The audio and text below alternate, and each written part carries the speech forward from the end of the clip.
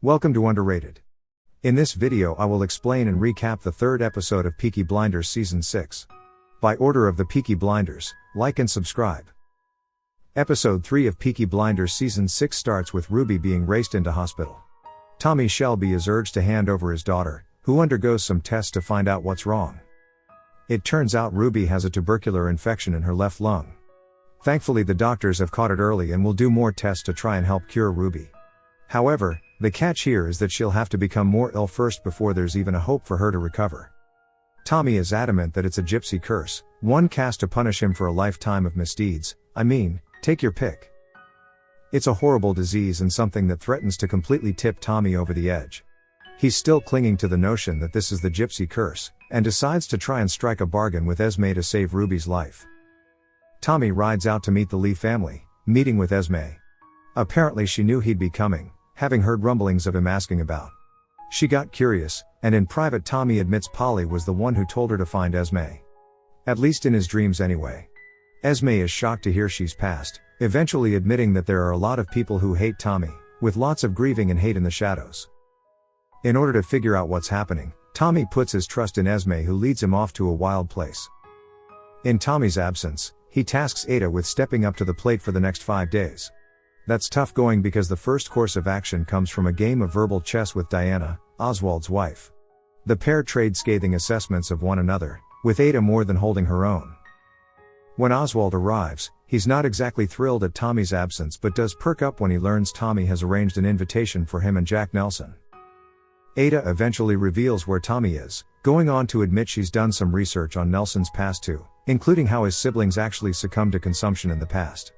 With the conversation swinging in her favor, at least for now, the invitation is given, which happens to be an extension to Tommy's place for a more formal meeting.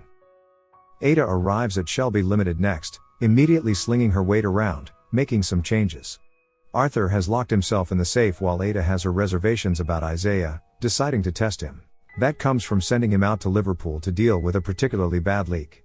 The opium in storage at the Salthouse docks has been stolen, organized to be taken by the bucketful by a union convener by the name of Hayden Stagg.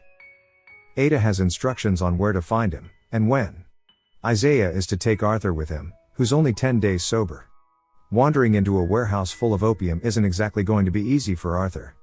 But then Arthur's name is well known in these parts and reputation alone should be enough to shake things up. Isaiah? Well, he's been making private bets on the side and keeps a calm head when Ada challenges him about it. Isaiah invites his cousins from Alum Rock along for the ride, promising to look after Arthur as they show up to rustle some feathers. Arthur is still unhinged, but he remains focused on finding Hayden Stagg. And find him they do. However, Arthur is compromised by Hayden, who brings up his addiction and how word of this has traveled up the canal. Hayden has been where Arthur is and offers him some words of wisdom: walk like it's a flat plain rather than a mountain. Unfortunately, Arthur takes his words to heart and decides not to physically beat the man after all. He orders a frustrated Isaiah to leave with him without any punishment for his actions. Given how ruthless we know the Peaky Blinders can be, this is surely going to have some serious repercussions. Out in the mountains, Tommy is taken on his wild goose chase to a graveyard, and to the grave of a young girl called Connie Barwell, who died when she was 7. Esme believes it's her mother, Evadne Barwell, who has cursed Tommy, waiting until Ruby turned the age of her deceased daughter to inflict maximum punishment. The reason? Well, apparently to know how it feels. Tommy flies completely off the handle, desperate to bargain for Ruby's life, even offering £10,000 to Esme in order to do so. Esme wants gold though, given money is uncertain and can lose value at any moment. And of course, Tommy knows exactly where to find it. When Tommy shows up at the hospital, Lizzie is there waiting for him. She's furious, pointing out that Tommy wasn't there when Ruby died. At 5:17 p.m. By order of the Peaky Blinders, check out this other cool videos. Like, subscribe and have a great day.